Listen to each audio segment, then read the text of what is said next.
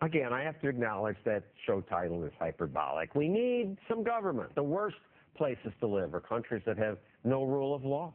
An African country where you're afraid to build a factory because your neighbor may steal what you make, or the dictator may confiscate your whole factory.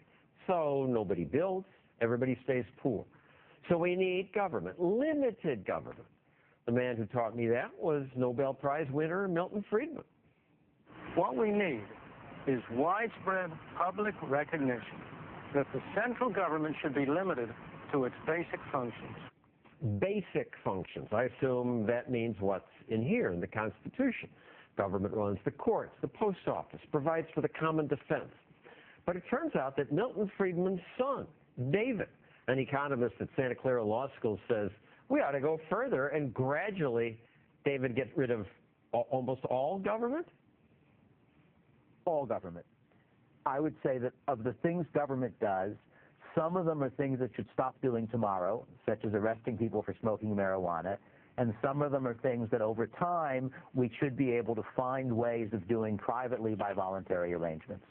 Like courts, our legal system? Like courts.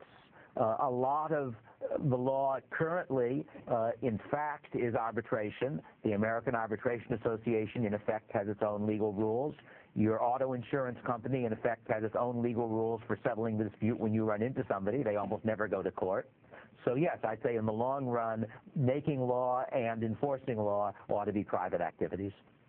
Now, before we go further into this, I should point out that your book, Machinery of Freedom, goes into the details of how a system without government might work. But I mean, government's laws, this protects the poor and the weak. If you didn't have government, the rich people would just take over.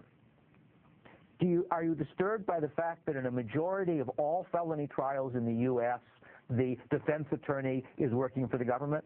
That's what actually comes out of our system, whereas you say, if you're poor and are charged with a felony, you get a lawyer, but the lawyer you get is appointed by the same people who appointed the prosecutor who is trying to convict you. How would it work in a private system? The poor would have no defense. If you look at the U.S. at present, you don't find that the poor do best in things government produces. The government produces schools, and most of us know what the schools in the inner city are like. The government produces police protection, and the places you don't want to walk at night are mostly places inhabited by poor people.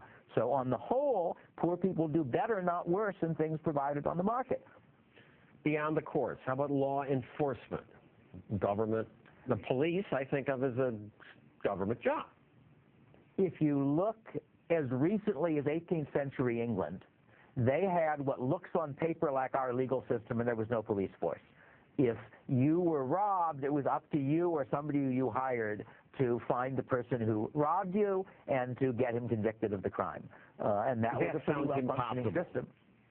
Well, it existed. It existed in England for well over a century, and that was a successful society. France in the 18th century had a modern system with police and public prosecutors, and France went down into the chaos of the French Revolution while England sailed gaily on into the Victorian period. So it's one of the ways things can be done, that we are much too willing to assume that the way we do things is the only way they can be done. What about the military? That's the hardest problem, in my view. I was much more pessimistic about that when I wrote the book, because that was when the Soviet Union was still a serious threat. But the Soviet Union fortunately self-destructed, and at this point our enemies are much less powerful. They don't have hydrogen bombs and missiles and bombers. And it is true that much of the military is already privatized. Halliburton provides meals and builds the barracks and does the laundry. The Defense Department says if we did it, it would cost much more. And all of the weapons are privatized. That is to say, the modern militaries, at least outside of communist states, don't actually build their own guns and tanks and things. They buy them from private firms. Thank you, David Friedman. Up next, my take on privatization.